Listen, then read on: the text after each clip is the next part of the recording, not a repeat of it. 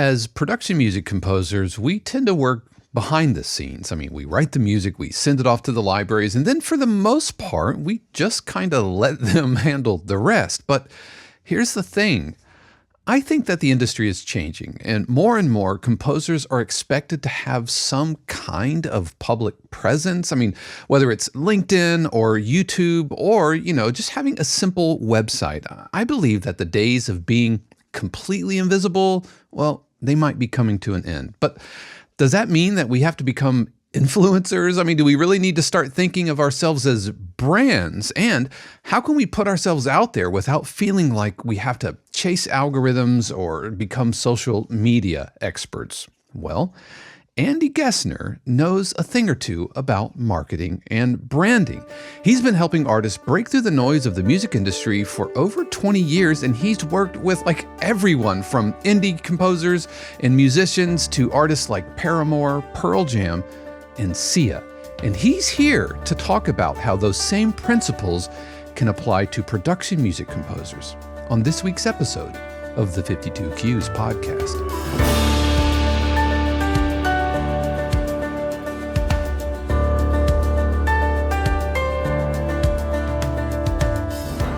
What is happening, everybody? This is Dave Kropf, and welcome back to another episode of the 52 Cues podcast, where each week we're all about helping you write better cues and find success in production, library, and sync music. So whether you're just starting out or maybe you're already seeing your cues on TV, I promise you are in the right place.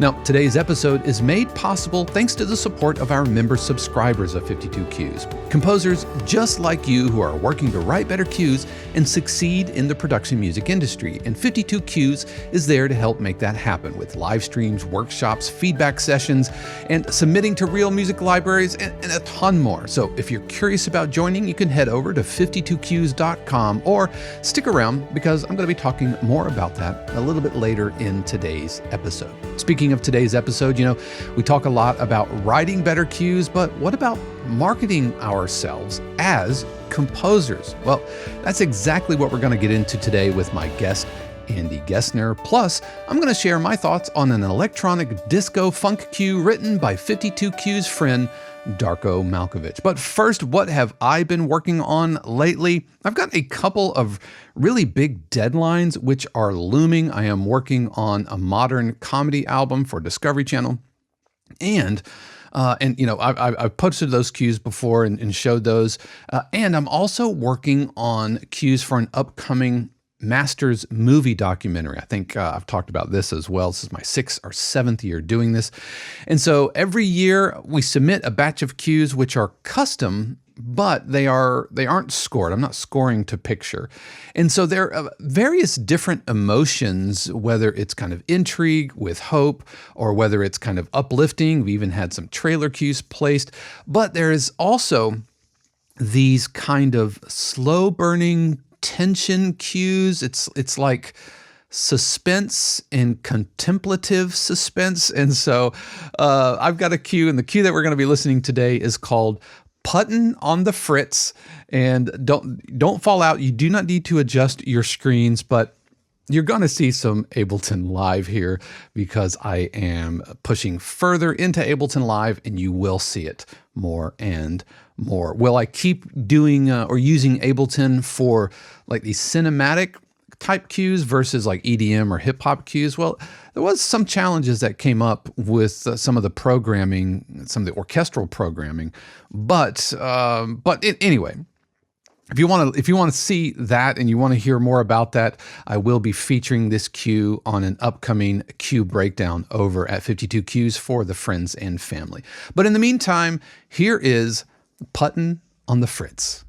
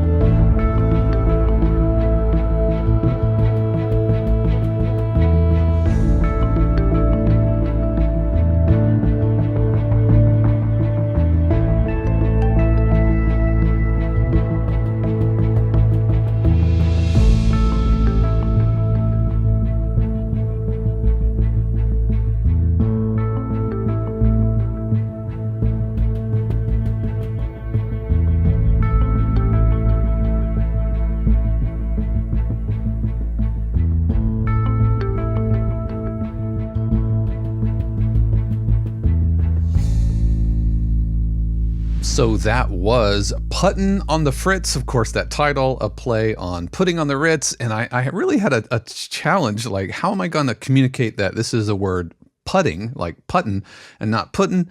And so a little dash in the title. We'll see. We'll see if the library kicks back a dash in the actual file name. I think it'll be fine. And again, for you family and friends subscribers, I've got a complete breakdown of this cue coming up, including some of those challenges that I faced in using Ableton Live, especially with the orchestral programming and quantization. So you definitely want to check out for that, and be on the lookout for more Ableton Live coming up this year and into the future. I really am looking to become kind of bilingual, if you will, as far as DAWs and or even, you know, multilingual. I think it's a really good practice to learn other DAWs, to see what they do well, maybe what some of the limitations are. And, you know, I've been in Logic for like 13 years now, but coming back to Ableton was a little bit like returning to my first love. So that's my cue for this week. But I do want to shift gears and get to my conversation with Andy Gesner. So we're going to pick things up and talk about why visibility matters, how we can put ourselves out there without feeling like we have to become content creators, and what we can learn from artists who are already doing it.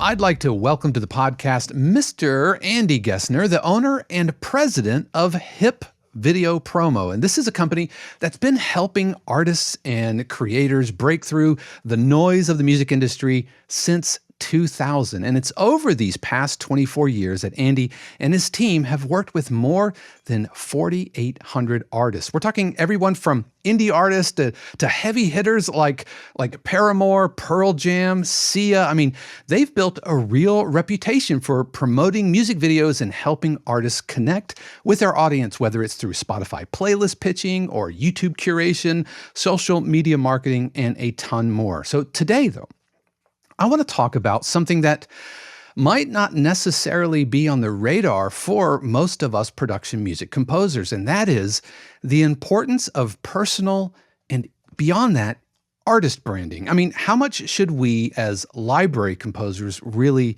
be thinking about this? Does branding matter for us working behind the scenes, just pitching up to libraries? Well, the good news is that Andy has spent decades in the industry helping these artists find identity and voice. And so I want to bring him on to hear his thoughts on how these ideas, these artist branding ideas, can translate to what we production music composers do. Andy, thank you so much for joining us today on the podcast. How are you doing, my friend? I'm doing well, Dave. Thank you. I'm grateful for this opportunity to help anyone watching this transmission level up in the marketing arena. Yeah, and it's something that, for me as a production music composer, I grew up kind of a frustrated film composer. Like, I wanted to be the next Alan Silvestri and then the next Thomas Newman, Danny Elfman. Those are the Mount Rushmore of my heroes. But I felt that was either kind of insurmountable, or it was too big of a thing, but never in the front of my mind was this idea of Dave the composer as a brand, and like setting myself up as an artist, like with a capital A. You know, I've even done a podcast episode on, is production music even art, or is it a commodity, or is it a service? And so, you know, we live in this weird kind of liminal space between art and commerce. And so for most of us, and I'm going to speak for a lot of our audience, you know, we haven't really had kind of being an artist on the front of our mind, but I don't know, I've got this feeling that the landscape is kind of shifting. And we met, you know, we have a mutual friend, our good friend, Mr. Rob Astor, who is the publisher that I work with and have worked with for over 10 years. He quite literally gave me my start in the industry, mentored me, and a lot of the philosophies of how we interact with composers and teams of composers I have modeled off of Rob's example. But, Rob wasn't necessarily looking at me as Dave the artist, more so like Dave the good composer. But do you, in your opinion, and knowing, you've worked with Rob for years and you know his business, in your opinion, is this something like artist personal branding? Is this something that we library composers can really ignore for much longer? Or has social media just really blown the lid off of expectations across the industry? You speak so much about community, and you speak at length about consistency. Mm. And for artists, leveling up in the marketing arena can be really difficult. So I am sure there's many watching in your community who will just turn off right now. It's like, I'm not going to market myself. I don't need But TikTok. I don't, yeah. you're on to something. We are literally living in the era of people no longer listen with their ears. Mm. They listen with their eyes. And if someone hears your great work as a library composer, chances are they might be curious, who is the human being behind this? How many times have we watched a program and heard something, and you desperately want to know, who was that? So you can start small, even if it's just LinkedIn, and maybe using YouTube to show the actual inner workings of your studio, just to show people your face. I get it. 80% of any challenging task is just getting started. That's the truth. But whether it's Instagram or a YouTube channel or LinkedIn, I would say it's better to have those in place and not need them than to potentially at one moment need them and not have them. Gotcha. What would you say to somebody like let's peel back one of these kind of one by one. LinkedIn, I think, is something that I slept on for a really long time. I was like, it's like professional Facebook that they're asking me to pay for. Like, I'm never going to do that. So I just kind of left it aside. But it wasn't until I started going to production music conferences, and then I started seeing, oh, the music supervisors and the publishers are on LinkedIn. And so being able to connect. So what would your advice be for somebody who maybe doesn't have any real artist presence? And I'm using artist with a little a there, not like artist, I want to go on a 30-city tour artist. What would be your advice for them to approach LinkedIn, and what should their mindset be, and what kind of content should they be thinking about putting out? How often should it get put out, specifically on LinkedIn? And then I want to kind of broaden that to the other platforms. Well, if you're a library composer and you are generating income, you are in a tiny minority within the music industry arena. And LinkedIn is not more so about selling your wares. It's about asking the experts. We've all seen it in our inbox. Someone on LinkedIn is expounding on something or bringing up a topic and basically creating this, throwing the stone into the pond and see how far it can reverberate. So on LinkedIn, you have this fabulous opportunity, not just to build your community within the music industry, but Dave, you could build your community within your community, since collaboration now more than ever is a big part of the equation. Right. And because people will go down the rabbit hole, they're going to wonder, wow, wonder where this person lives, or I wonder what this person looks like. we are, as members of civilization, we're just inherently curious. And the best advice I ever got was, best thing you can ever be is yourself. And too many people say, no one's going to give a rat's back end about what I have to say. And you have to shut down that thought pattern immediately. Because, Dave, if you're not for yourself, who will be? Yeah. No, that's really, really good. And that's something that I've embraced on the YouTube channel and everything. Not trying to chase algorithms and not, obviously you want to be kind of smart about it, but I don't know, authenticity really rings true, and inauthenticity rings even louder, in my opinion. But you said something about LinkedIn that I actually made a note of it. And you said, it's not about selling your wares.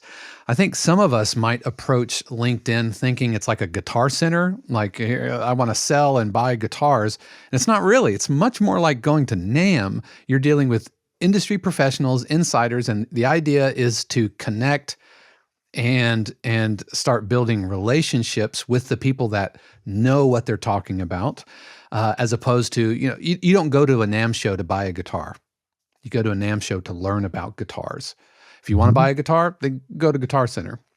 And likewise, somebody who is exhibiting at NAMM, they're not there to sell somebody a guitar. They're there to show what guitars they have and to educate them. So that was really, really big. And what are some things that you see going back to authenticity? What are some things that you see artists who are venturing in, realizing and accepting, hey, we need some kind of presence? What are some things that you see that kind of trip the authenticity meter to where it goes into a bad place? Or where do you see artists being inauthentic? Well, you see it every day when you've gone to a YouTube link. Someone said, hey, my neighbor's kid has a new rock band and they heard that you're like in the industry. They'd love to know what you think. And you go to the YouTube link. Now, it's been out for 2 weeks, but there's 47,500 views, but only 2 comments and only 4 likes. So you kind of, somebody's trying to pull the wool over my eyes. What's going on here? Something's not right. How can this video have 47,000 views, 2 comments, Yeah.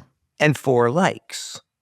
Well, that sure looks like someone invested some money in, shall we say, potentially not genuine, authentic views, Right. you might think. Yeah. They're trying to pump up their numbers through a bot farm or something. Yeah.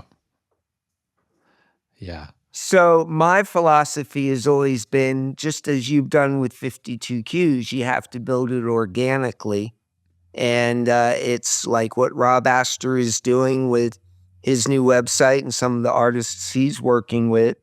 He's building things organically. And the last thing you want to do, if you're ready to discuss marketing and how you might be able to actually embrace that new aesthetic out there, that a lot of times people don't just listen to music because they like the music. I mean, we all listen to music to feel a way we'd rather be feeling. But you've done it too, Dave. Sometimes we listen to the music because we like the creator of the music. They like the personality. They like when they go on Instagram and talk about their goofy dog. In other words, sometimes the posts that get the most traction are about the bird feeder outside your house with a cool looking woodpecker, as opposed to the, my new single drops next week. Another thing is in the YouTube subscription. How many times have we seen, please like, share, comment, and subscribe? come on, you can be more creative than that. Guilty as charged. Just because, like, I feel like I have to. Like, are you really a good YouTuber if you don't beg your audience to like and subscribe? Can you really call yourself a YouTuber? Well, I like the approach of the call to action, which is Right. simple. Head, really be curious to find out what you think of this episode. Your opinion counts, so please share. Right. People are like, wow, Dave's a cool dude. He's actually encouraging my opinion. Maybe it's time for me to take an extra 30 seconds out of my ultra hectic world and comment on this and just say, Dave, man, the stuff you're doing on 52 Cues has helped me so much. Yeah, just you have to think how the person out there might be thinking. Right. And you want to have the feeling that they're going to want to know more. So if they're going to Google you, just be ready. I mean, have things in place so that you can build your own community, because that's you know this, Dave. The best advertising, word of mouth. Yeah.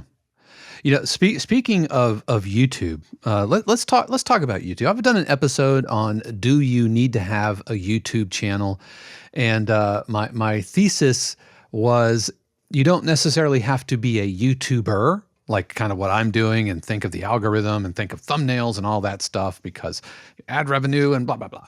You don't have to be a YouTuber, but you should probably have a YouTube channel, even if it's just to kind of put some music out there just so you are present in that space. Now, for some people, maybe they don't have a budget for a music video, or, in the library space, so much of our music is published by somebody else and they're maintaining the copyright. And we actually, it gets a little murky as far as, can I show this music on YouTube? So what would be your advice for somebody, in that artist with a lowercase a mentality, wanting to have a bigger presence on YouTube? And what kind of content should they be thinking about putting out? Well, everything has changed with the meteoric rise of YouTube Shorts. So it used to be you had to go the extra mile like you do with your content and putting in the chapters and And the the end thumbnails and all screens, that. Yep. All that stuff. thumbnails. If everybody watching, ladies and gentlemen, Dave, he puts a heck of a lot of work into all this. So don't just not be underappreciative of the time and effort, because it's a lot. And if you want, then like and subscribe right now. Yes, exactly. Yeah. And leave a comment, or if you want to leave your number, if you're thinking about marketing something, I'll be sure to see it. But YouTube Shorts are remarkable. And because Google/Alphabet/YouTube are really prioritizing YouTube Shorts, your community, they can take a snippet from, significant other, friend in the set, just you in your studio. Hey everyone, it's Timothy here. I'm here in Hong Kong, and this is my setup. And there won't be enough music on that from whoever is going to get it and publish it to cause a red flag to go up. Gotcha. But I think we all have somewhat of a voyeuristic tendency inside our brain just to want to, and what's really going on here? It's like watching the Beatles documentaries where when they're in the studio and you can tell there's a little bit of friction. It's really the way of the future, because everybody is not really making that human connection that guys like we grew up with. That was the only way to do it. So you're really standing apart from the crowd by actually appreciating that, Yeah, and I think that also speaks to the authenticity we talked about earlier. As you were talking, I was thinking back to my shorts, and I've done, like the shorts with all the captions and all of that stuff and all the like quick cut YouTube editing. But you want to know, like, one of the videos that got the absolute most views and to this day still gets the most views and engagement is a video of when I first got, it's right here. I'm learning how to play shakuhachi, right? And I got it. I even mispronounced shakuhachi, and I was just like, I want, what does this sound like? I'm like, poo-doo-doo, and it was maybe 30 seconds long, maybe 15 seconds, and that still gets clicks. And it wasn't scripted. There was no like teleprompter or anything. It was me just being really real about this cool thing that I was excited about. So I thought I would just turn on my camera on my phone, do it kind of guerrilla style, and that created a ton of engagement. More so than the clips where I did all the captioning and the quick editing and everything that all the YouTube videos about making YouTube videos were telling me to do. Mm-hmm. Well, it's probably because of the curiosity factor. You were showing the world something that was new to their world. So they wanted, you were the progenitor of bringing this to light within your community. So think how many they've sold since you put that short up. Man, you know what? It makes me think, oh man, I really should have had an affiliate link in there. What was I thinking? The newbie mistake. Here I am thinking I'm just going to play some flute for a bit. And anyway, that's for next time. The next piece of musical equipment that I get that I embarrass myself on YouTube playing in front of millions of people, then I'll put a link in there. Mm-hmm. So what I'm hearing you say is that even if it's just like taking a selfie in the studio or just, I've done videos where I just held up the camera to my computer screen and the audio that's coming through is the audio from the studio, right? So admittedly, it doesn't sound great, but that's kind of not the point. I don't think anybody's watching shorts and hoping I hope it's in Dolby Atmos, right? No, mm-hmm. No. So that's what I'm hearing you say. Is that accurate? 100%. It's been the same across the board.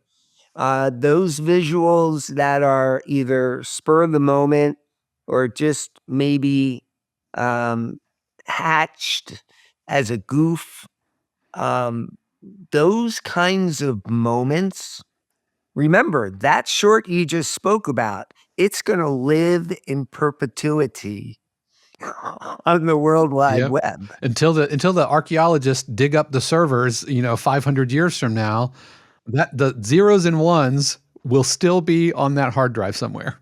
Uh-huh. Yep. Yeah, that's good. That's really good. And really for these kinds of visuals,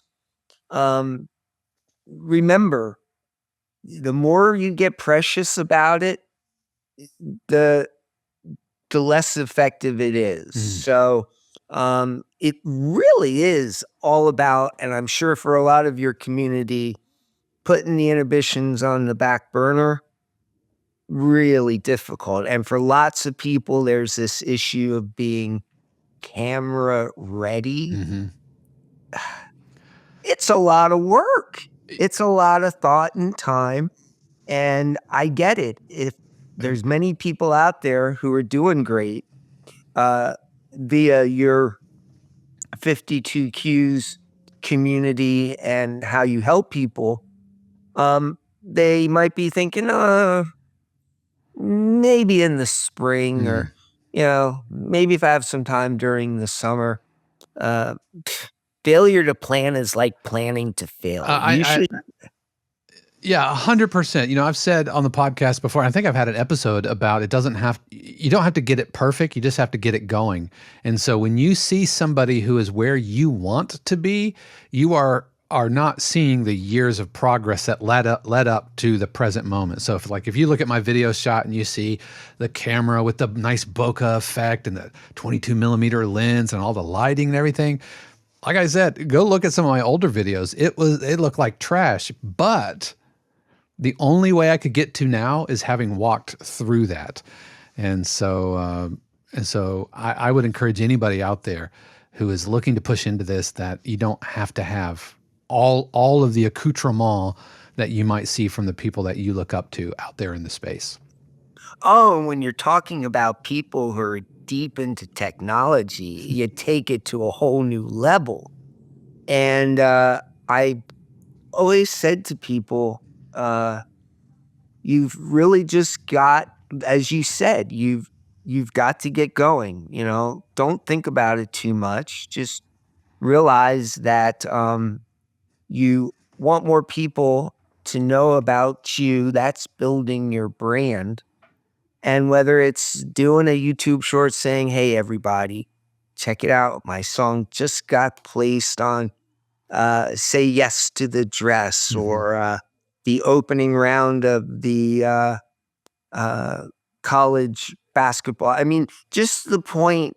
I mean, if you're not for yourself, who will be? And it ain't bragging if you've done it. Right. But I get it. A lot of these people are very humble. It's like, Yeah. nah, I don't want to be all squawky about this great placement I got. Well, and I think that's the type of person who is attracted to production music in general has probably never really craved the spotlight. I really haven't. You know what I mean? And yes, if you look at like film music, you have the John Williamses and the Hans Zimmers who become their own brand. And you look at John Williams conducting orchestras, you look at Hans Zimmer like shredding guitar in front of a giant orchestra, and it's pyrotechnics and all this stuff. But I don't know. I think they're the exception and not the rule. Most composers of media are just kind of grinding away in the background. Mhm. But I think production music specifically attracts people who don't crave the spotlight. And so it could feel, like you said, it's not bragging if you do it. And I suffer from that. I was just talking to Shannon last night, Mrs. 52 Cues, about this, about feeling like, to the point where I was kind of self-deprecating to a fault, because I didn't want to, like, I'm just a dude, right, who is sitting in a room over a garage in Orlando making music that just happens to be seen or heard by 45 million people on television, right? And so, like, no big deal, no big whoop, as you do. Mhm. I want to talk a little bit more about YouTube.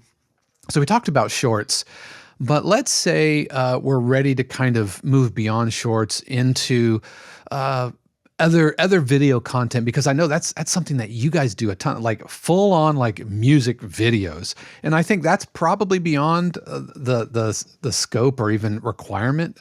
But even, I mean, is it okay to even put like videos with a stock photo or a little video clip or something, or does that move the needle, or is that, I don't know. I don't know exactly what I'm asking here, other than, is there something in between, having a dolly rigs and drone cameras, and a special effects budget video, music video, and a short shot on a phone? Well, I revert back to an earlier statement. We listen with our eyes. So if you've got a 58-second piece of music you're just over the moon about, and you decide, I just want more people to hear this because it's so incredibly cool. You can take that audio and you can make a visual, or you could hire someone to make a visual. In the case of Harmony, it was a song called "Do It Big." Yeah, and And just for clarification, Harmony is an artist that Rob Astor and R.R. Hott have been working with, and so yeah, just give some context to that. So continue. yes, Yeah. yes, and it's a video that you can find on all you have to do is Google. But Yeah, we'll have a link in the show notes. okay, there's so much that can happen, and positive things can happen. As we know, Dave, sometimes the most incredible leads in your creative journey end up being the ones you weren't even going for it. They just kind of happened.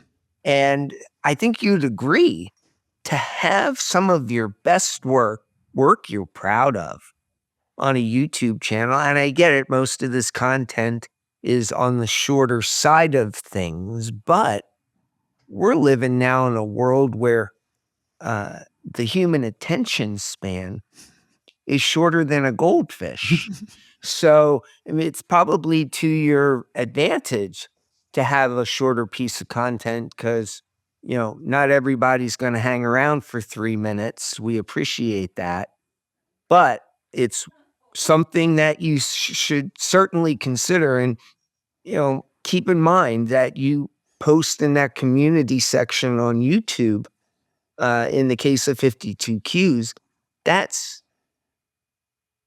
free email in your inbox, something new from 52 Cues, and it's your YouTube link.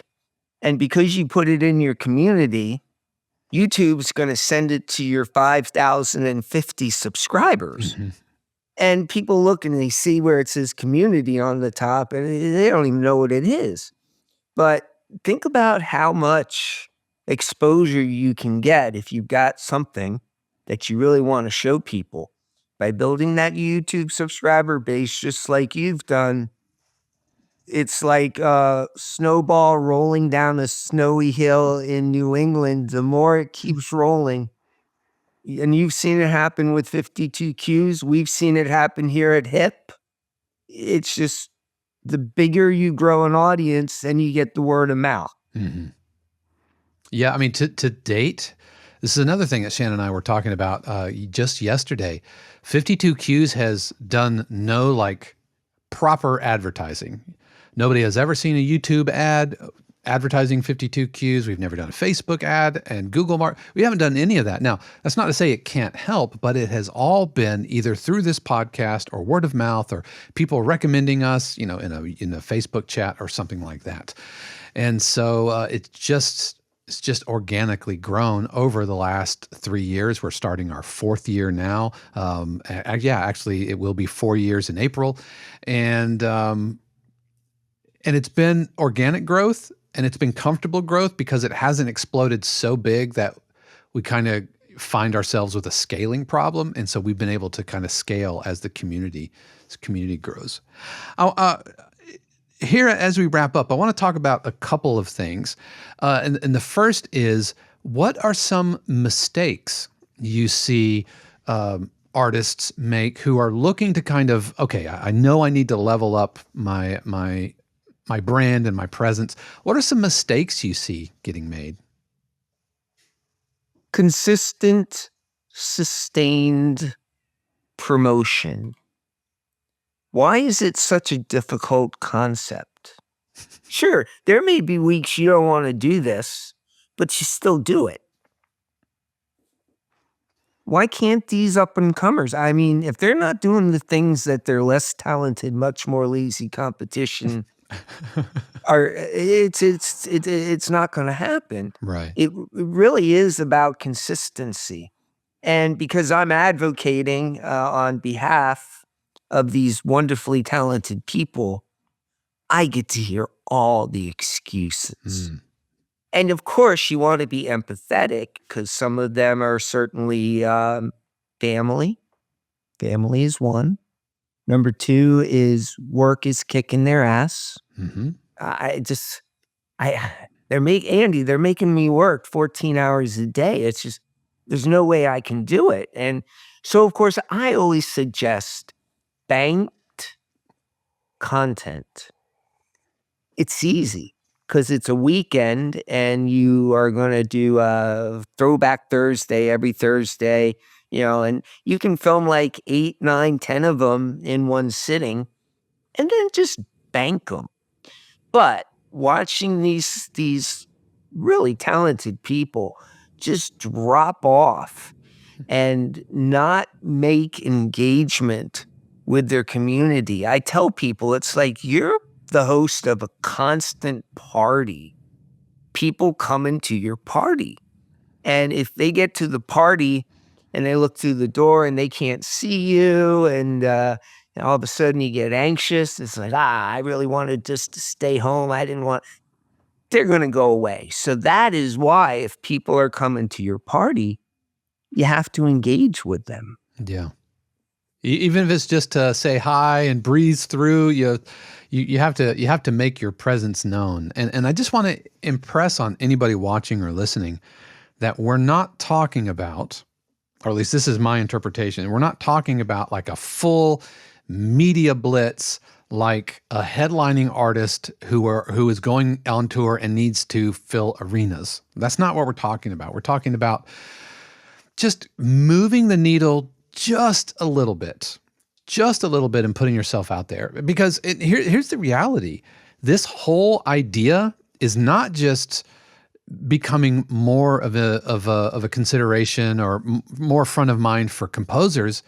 It's also becoming more important for libraries and publishers. Just look within the last 5 to 10 years at how many more libraries are putting their music, their catalog on Spotify. I mean, 10 years ago, you would never be able to see any customer-facing, public-facing access to the catalog. You just hope you got a login maybe, and if you weren't a music supervisor, you were never going to be able to see the back end of the catalog. But now, I would say probably 75% of the libraries that I work with on some level have a public-facing catalog, or it's on Spotify and the DSPs, or you can go to their source audio page.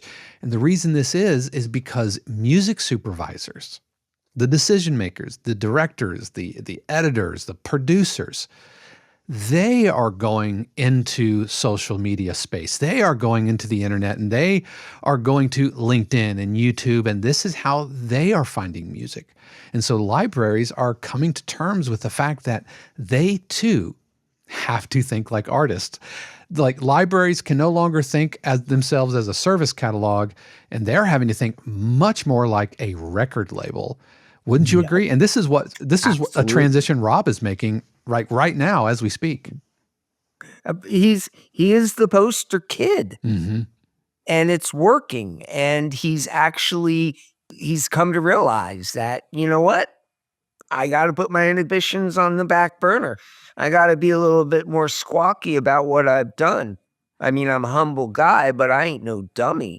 I get it. If people know that I'm the guy who gets the music into the biggest, most hugely viewed visual content in the world, you and I both know what is the number one category on television now by far. Yeah, live sports, especially live football. Sports. American football. The Super Bowl is still the most watched 3 hours of television of the year after year after year.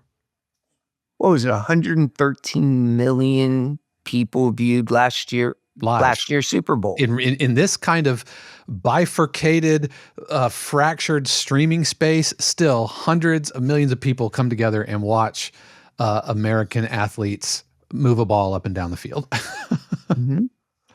How about just making connections within this world? You had spoken at the NAMM conference, and I would surmise most of the subscribers to 52 Cues, they don't go to the conferences. Mm.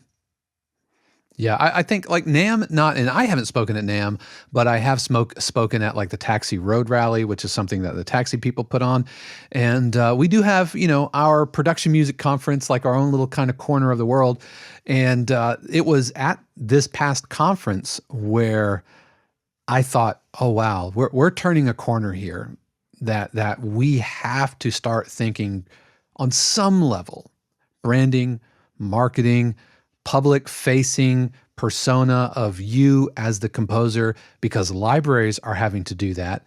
Music supervisors are now going to, and this is why when we had the opportunity to bring you on the podcast, I said an immediate yes, because somebody like you, 4,800 artists you have worked with, 2.5 decades in the business, just like Rob.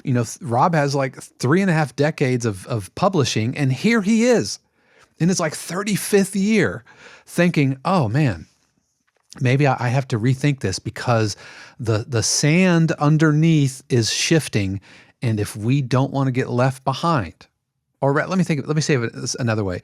If we don't want somebody else who has adapted to get that work, then that means that we are going to have to adapt with us. Now, for some of our folks, they might be thinking that this is kind of overwhelming. Dave and Andy, you just gave us a ton of homework. Well, I'm here to say that Andy is really good at what he does. As somebody who is on his marketing mailing list, they are fantastic, and you are true to your word, right? You are absolutely consistent. But if we have some viewers or some listeners who are watching this right now and thinking, man, I sure could use some help, how can people get in touch with you if they're ready to kind of level up, maybe with some guidance? It's HIP as in Peter, video promo. If you Google that, you will most likely come directly to our website. From there, you can visit us on our YouTube channel.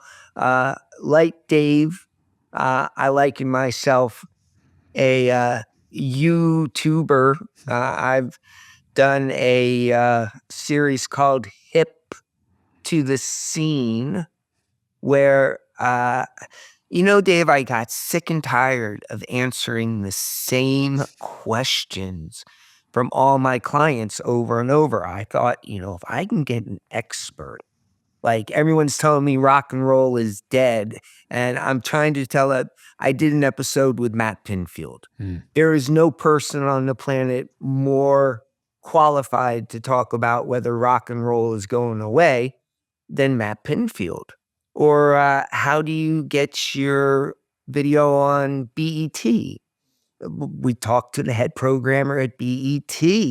How do you write a hit song? So I brought on Jim Peterick, who is a cherished client. He's the guy who wrote Eye of the Tiger and Vehicle for the Ides of March. And there they are. And they're just like giving all these just incredible downloads of wisdom and like things people who view it can take away and be like, that guy not for nothing wrote Eye of the Tiger. You got to figure that is one hell of a paycheck every time BMI, or I think he's ASCAP. Yeah. But that's a big ass paycheck. Yeah. Your grandkids are getting put through college with the royalties on that tune, man. Yeah. Yeah, so we will obviously have the link to not only the HIP website, but the YouTube channel as well. Well, Andy, man, I appreciate you. Thank you so much for handling the barrage of questions from this library guy who still insists that I am not an artist with a capital A, but I think we need to at least start thinking as an artist with a lowercase a. But Andy, thank you so much for joining me today. I really, really appreciate your time. Very welcome. It's been a pleasure, Dave. You keep fighting the good fight and stay strong. Once again, a huge thanks to Andy for joining me today on the podcast and sharing all of his insights. And if you want to learn more about HIP video promo and the work that Andy does, then be sure to check out the links in the description. So we're going to take a quick break, but when we return, we're going to take a listen to Neon Shoes, which is an electronic disco funk cue written by 52 Cues friend Darko Malcevic. We'll be right back. Every week I talk about how this episode and the podcast and the community, the channel, would not be possible without the amazing support of our family, friends, and neighbors, subscribers of 52 Cues, who do pay their actual real-life money to keep all of this going. And in addition to being thriving members of the community, as well as supporting me and Shannon and everything that we're doing here, they also receive extra perks like live streams, workshops, Zoom feedback sessions, hundreds and hundreds of hours of video archives, weekly cue breakdowns, production music almanac, living ebook, and the opportunities to submit to real music libraries. Now, it's free to join 52 Cues. You can just go to 52cues.com and sign up, be a member of the community. We would love to have you. It will always be free to join the community. But if you've been watching, or if maybe this is your first time, but if you're wondering, is there a way to kind of level up my production music skills in the industry, meeting like-minded, super friendly, very generous composers, then why don't you think about subscribing? Memberships start at around $4 a month, and we would love to have you. Again, that's 52cues.com.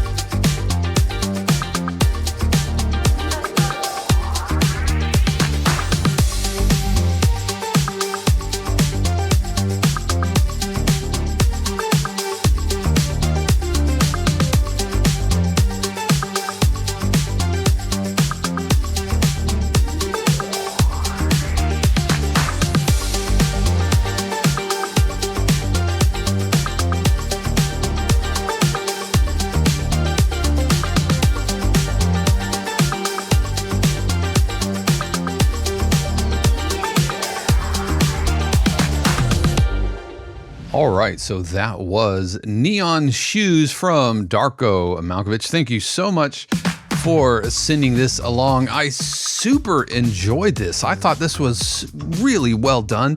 And here are the things I really like. First of all, the mix is rock solid. It's a little on the loud side, and depending on your library, you know, we were pushing into -10 LUFS, -8 and 9. So it was getting a little loud, but here's some things that I think are really, really working for us. If I look, it's not flat topping, and flat topping is what I call when you have your waveform, which is so loud that it's kind of just crushing into the limiter. I call it flat topping. And even though it's loud, there are really clear transients, and the waveform itself is it's a healthy looking waveform, you know, so an editor would have a really easy time finding the transients and chopping things apart and editing things. Now, you call this an electronic disco funk in your description when you sent this along, and I absolutely hear the electronic element. I absolutely hear the funk element, but I don't necessarily hear like a disco element. If anything, it's feeling more synth wavy and 80s, which is totally great. And the title, Neon Shoes, again, perfect title for this kind of thing. Anytime I have a synthwave type of a cue, I will use terms like neon, you know, or laser, or these types of 80s synthwave kind of imagery. And so Neon Shoes, perfect. In fact, you know, I'm not ashamed to admit that in 1988, I had a pair of neon orange fold down Chuck Taylor Converse high tops, the fold kind. And me and my friend at the time, we both got them because we were really excited, and they called us the Neon Twins. Needless to say, those shoes didn't last long, but yeah, they were the really tall ones, you know, that you folded down and anyway, neon orange. So this is literally a cue about my own shoes. Anyway, I wasn't really getting disco elements to it, and so if we wanted to push into the disco,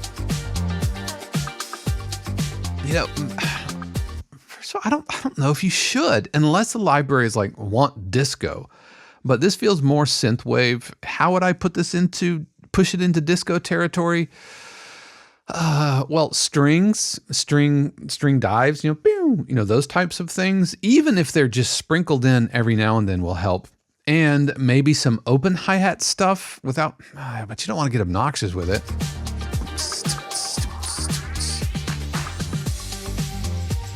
And I would probably put the kick 4 on the floor. I think that will also push it into disco territory. Again, if that's the goal, if you want to push into disco, that would be what I would say.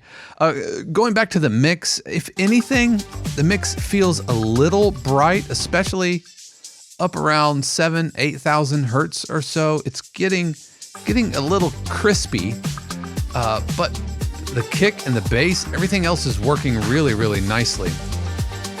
Going into this breakdown, I like the filtering. I thought that was really effective. If anything, we could probably use a cleaner edit point coming out of this. Nice, good job opening up the filter. This is exactly what a DJ would do, if they were crossfading it and everything.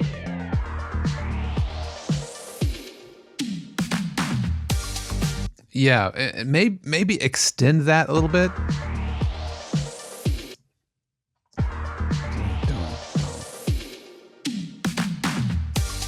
I don't know. I don't know what that would sound like. Let me try to kind of artificially stretch that. This might be absolutely terrible, but let's see what it sounds like. So treat it more kind of like a fermata.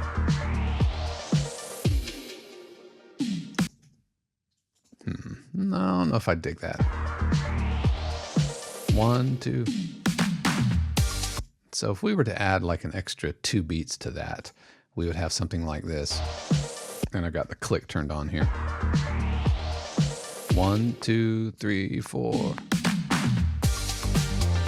Something like that. And you would keep the sound going. Yeah, I think that would be a little cleaner of an edit point. Is it a deal breaker? Is the library going to take it or reject it? Probably not.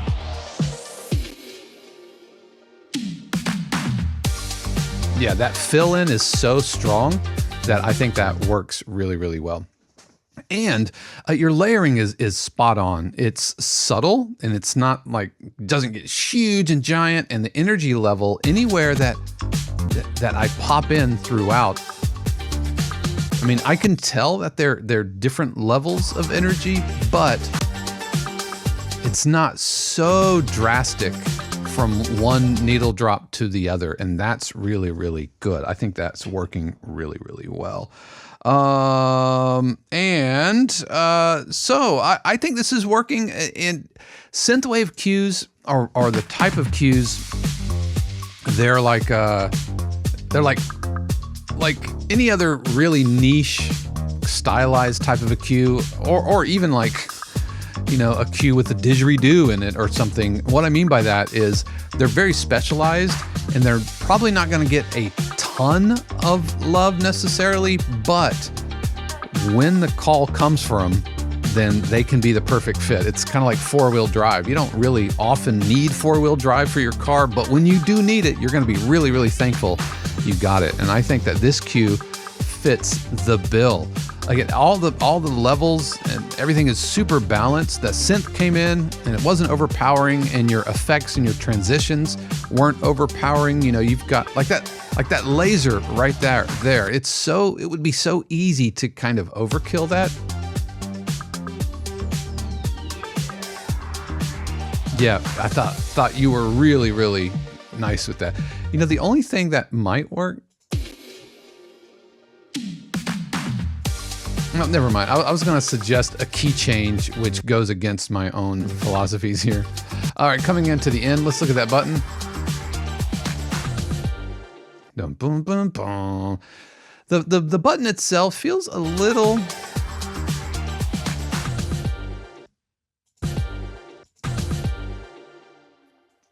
I don't know. I feel like it could be a little stronger.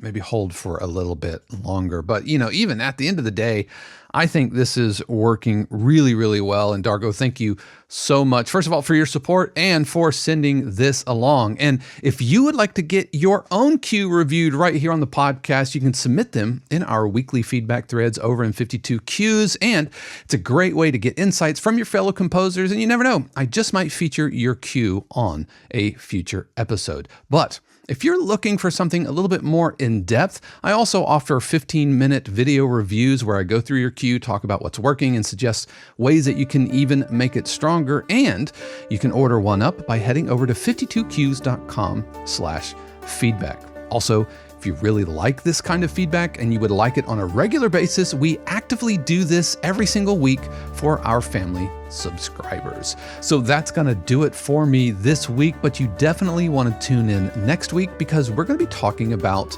the Scamper model, which is a brainstorming tool that can help you spark creativity and break through writer's block. Now, Scamper stands for substitute, combine, adapt, modify, put to other use, eliminate, and reverse, and was developed as a way to help students and business professionals think more creatively, but it's a framework that we can apply to composition. So if you're feeling stuck or maybe just looking for fresh ways to approach your writing, the Scamper method can help you see your cues from a different perspective. So that's coming up next week and you don't want to miss it. But that's going to do it for me this week. And thank you for spending part of your day here with me. I know there are a ton of options out there.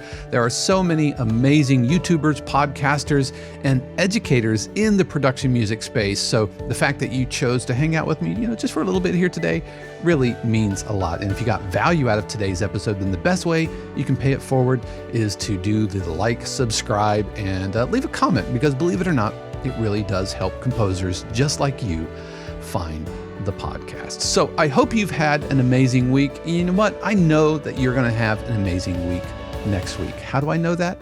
Because I trust and believe that the universe has amazing plans just for you. Until next time, peace.